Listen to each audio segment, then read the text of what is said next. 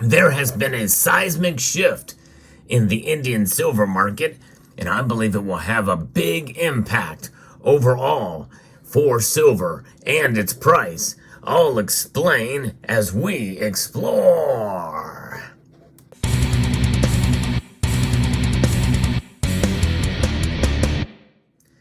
As most of you know, India is a big buyer of silver. You've heard me report on India's buying of silver, especially back in 2022 on this channel. It's one of the things I've been following because I believe that they have sparked partially an unintended silver squeeze, if you will. And I believe that very well could start up yet again based off of this information, which I've just found here from Reuters about what India's banks have stopped doing. That's right, the Indian banks have stopped importing silver. And normally that would mean that, well, does that mean there's not any silver coming into India? Actually, quite the contrary. This is actually very good news. What's happening here is as the banks have stopped silver imports, there's private traders that have bought large volumes of the precious metal from the United Arab Emirates to benefit from a lower duty. A total of 5 dealers and industry officials have said.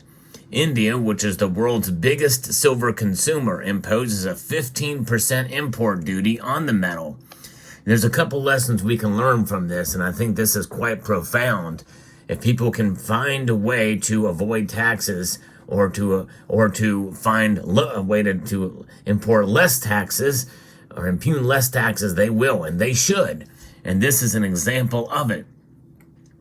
Now, the Comprehensive Economic Partnership Agreement, which was signed between India and the United Arab Emirates back in 2022, allows private traders to import silver through the India International Bullion Exchange, otherwise known as the IIBX, at a 9% duty instead of a 15% duty.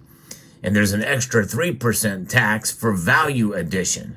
So that's 12%. That's a 3% savings there. The IIBX, which is India's first international bullion exchange, was set up in 2022. And by mid-December, the government had issued clearance that allowed dealers to trade in silver. Volumes have steadily grown, and traders have imported 827 metric tons of silver via the IIBX platform so far this year, said a senior IIBX official. But like other sources, he declined to be named as he is not authorized to talk to the media. Now, that's just through that IIBX. I did find somewhere else on X, somebody had posted a chart with no source that says that there's been a massive 2,200 or almost 2,200 tons that have been imported back in February alone, and almost 750 tons in January. Now that is a massive increase that we're seeing, if that is true, and this is bullion imports. So that's almost 3,000 tons. But there's no source that I can see for this chart here, but that would be a big deal. And I don't know if it's through other means or not, but now in 2023, India imported 3,626 tons of silver. It was actually down from 2022. The lower import taxes enabled traders to offer silver imported via IIBX at a discount of around 2%, according to a Mumbai-based dealer. Silver imported via the IIBX platform is traded at discounts to the domestic benchmark price of around 1,700 Indian rupees, or $20.52 per kilogram in the recent weeks, another bullion dealer said. Now, that is a strange number per kilogram. Is that the tax? I don't know. And certainly, or maybe they meant per ounce. I don't know. On the international market, silver is trading close to $25 per ounce. I think that's what it was. It was a typo there, or they got mixed up. Around its highest this year, largely tracking gold and influenced by movements in the dollar. Banks are unable to offer discounts because they need to pay that 15% import tax on silver.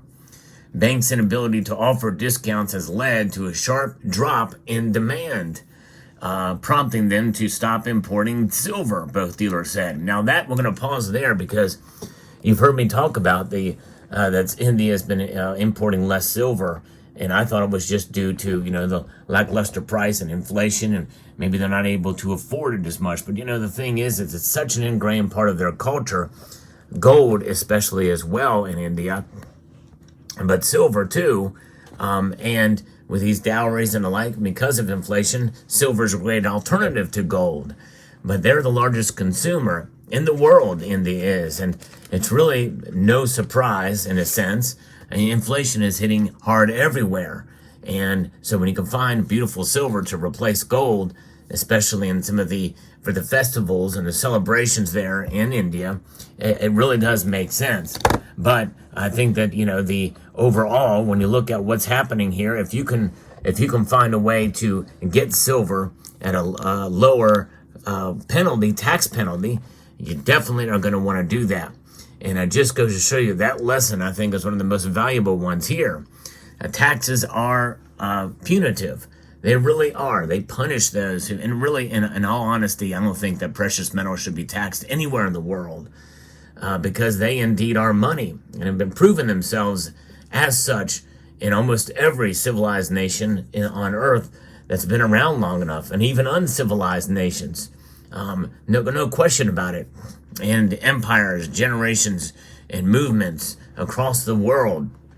And silver has a great benefit for a myriad of different things, including jewelry, including science, technology, industry, but also for decorative and for cultural reasons as well, too.